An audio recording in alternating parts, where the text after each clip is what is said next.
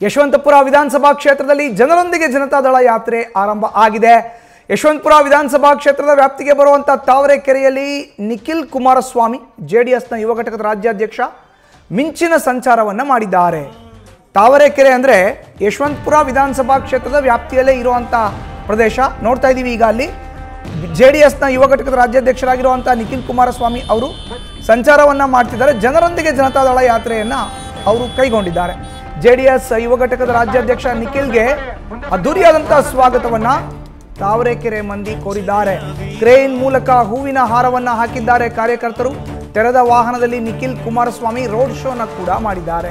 ನಿಖಿಲ್ ಕುಮಾರಸ್ವಾಮಿಗೆ ಸಾಥನ್ನ ಕೊಟ್ಟಿದ್ದಾರೆ ವಿಧಾನ ಪರಿಷತ್ನ ಸದಸ್ಯರಾಗಿರುವಂತಹ ಜವರಾಯಿ ಗೌಡ. ದಾರಿಯುದ್ದಕ್ಕೂ ಪಟಾಕಿ ಸಿಡಿಸಿ ಸ್ವಾಗತಿಸಿದ್ದಾರೆ ಕಾರ್ಯಕರ್ತರು.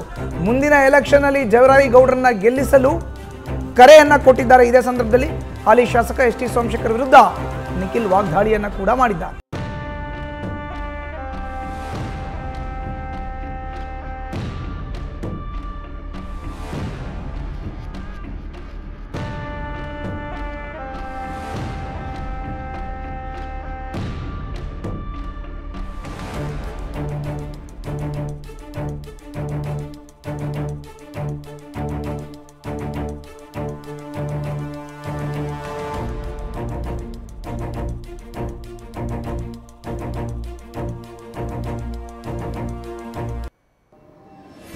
ಜವರೇಗೌಡರು ಎಲ್ಲೋ ಒಂದು ಕಡೆ ಒಂದಷ್ಟು ಮಾಧ್ಯಮಗಳಲ್ಲಿ ಮಾತಾಡಬೇಕಾದ್ರೆ ನಿಖಿಲ್ ಕುಮಾರಸ್ವಾಮಿ ಯಶವಂತಪುರಕ್ಕೆ ಅಂತಕ್ಕಂಥದ್ದನ್ನು ಕೂಡ ಹೇಳಿದ್ರು.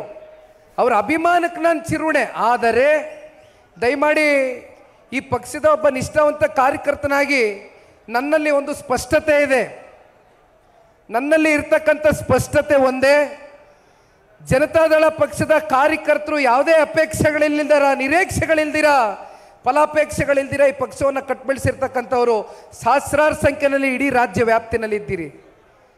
ನಿಮ್ಮೆಲ್ಲರನ್ನು ಕೂಡ ಮುಂಬರ್ತಕ್ಕಂಥ ದಿನಗಳಲ್ಲಿ ಜಿಲ್ಲಾ ಪಂಚಾಯಿತಿ, ತಾಲೂಕು ಪಂಚಾಯಿತಿ, ಕಾರ್ಪೊರೇಷನ್ ಯಾವುದೇ ಚುನಾವಣೆಗಳು ನಡೆದ್ರು, ವಿಧಾನಸಭಾ ಚುನಾವಣೆವರೆಗೂ ಕೂಡ ನಿಮ್ಮೆಲ್ಲರನ್ನು ಕೂಡ ಒಂದು ದಡವನ್ನು ಮುಟ್ಟಿಸ್ತಕ್ಕಂಥದಕ್ಕೆ ನನ್ನ ಅಳಿಲಿ ಸೇವೆಯನ್ನು ನಿಖಿಲ್ ಕುಮಾರಸ್ವಾಮಿ ಪಕ್ಷದ ಕಾರ್ಯಕರ್ತನಾಗಿ ಮಾಡ್ತಾನೆ ಅಂತಕ್ಕಂಥದ್ದನ್ನ ಈ ಸಂದರ್ಭದಲ್ಲಿ ಸ್ಪಷ್ಟಪಡಿಸ್ಲಿಕ್ಕೆ ಇಷ್ಟಪಡ್ತೇನೆ. ಜನತಾದಳ ಪಕ್ಷ 2 ಸೀಟ್ಗೆ ಕುಸಿತೋಯ್ತದೆ. ಮತ್ತೊಬ್ಬರು ಮಹಾನುಭಾವರು ಅದಕ್ಕೆ ಪುಷ್ಟಿ ಕೊಡುವಂತೆ ಉಪಮುಖ್ಯಮಂತ್ರಿಗಳು ಇಲ್ಲ ಜನತಾದಳ ಪಕ್ಷ ಅವರು ಮತ್ತೊಂದು ರಾಷ್ಟ್ರೀಯ ಪಕ್ಷದ ಜೊತೆಗೆ ವಿಲೀನ ಮಾಡಿಬಿಡ್ತಾರೆ ಅಂತ ಅಪಹಾಸ್ಯ ಮಾಡಿದ್ರಿ. ಒಂದು ಪ್ರಶ್ನೆ ಕೇಳ್ತೀನಿ ಮಾನ್ಯ ಸಿದ್ದರಾಮಣ್ಣ ಅವರೇ, ಮಾನ್ಯ ಡಿ ಕೆ ಶಿವಕುಮಾರ್ ಅವರಿಗೆ,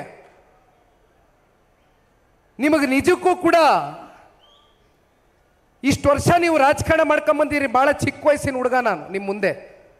ನಿಮ್ಮ ಅನುಭವಕ್ಕಾಗಿರ್ತಕ್ಕಂಥ ವಯಸ್ಸು ನನಗಾಗಿಲ್ಲ. ಆದರೂ ಕೂಡ ಒಂದು ಪ್ರಶ್ನೆ ಮಾಡ್ತೇನೆ. ಇವತ್ತೇನು ನಮ್ಮನ್ನ 2 ಸೀಟ್ಗೆ ಜನತಾದಳ ಪಕ್ಷ ಮುಂದೆ ಇಳಿಯುತ್ತೆ ಅಂತಕ್ಕಂಥ ಮಾತನ್ನು ಇಟ್ಟಿದ್ದೀರಿ. ನಿಮಗೇನಾದ್ರೂ ತಾಕತ್ತು, ದಮ್ಮು, ಶಕ್ತಿ ಅನ್ನೋದ್ರ ಬಗ್ಗೆ ರಾಮನಗರದಲ್ಲಿ ನಿಂತ್ಕೊಂಡೇನು ಭಾಷಣ ಮಾಡ್ತೀರಿ? ಆ 3 ಪದಗಳನ್ನ ನಾನು ಹೇಳ್ತಾ ಇಲ್ಲ, ನೀವು ಚರ್ಚೆ ಮಾಡಿದ್ದು ನಮ್ಮ ಜಿಲ್ಲೆಯಲ್ಲಿ ನಿಂತು. ಆ ತಾಕತ್ತು, ದಮ್ಮು ಇವೆಲ್ಲ ಏನಾದರೂ ಸ್ವೀಕಾರ ಮಾಡ್ತಕ್ಕಂಥ, ಸವಾಲು ತೆಗೆದುಕೊಳ್ತಕ್ಕಂಥ ಶಕ್ತಿ ನಿಮ್ಮಲ್ಲಿದ್ರೆ ಮುಖ್ಯಮಂತ್ರಿಗಳಿಗೆ, ಉಪಮುಖ್ಯಮಂತ್ರಿಗಳಿಗೆ ಇವತ್ತು ಒಬ್ಬ ಜನತಾದಳ ಪಕ್ಷದ ಪ್ರಾದೇಶಿಕ ಪಕ್ಷದ ಒಬ್ಬ ಕಾರ್ಯಕರ್ತನಾಗಿ ಒಂದು ಸವಾಲನ್ನು ಹಾಕ್ತಾನೆ. ಒಂದು ಪ್ರಾದೇಶಿಕ ಪಕ್ಷವನ್ನು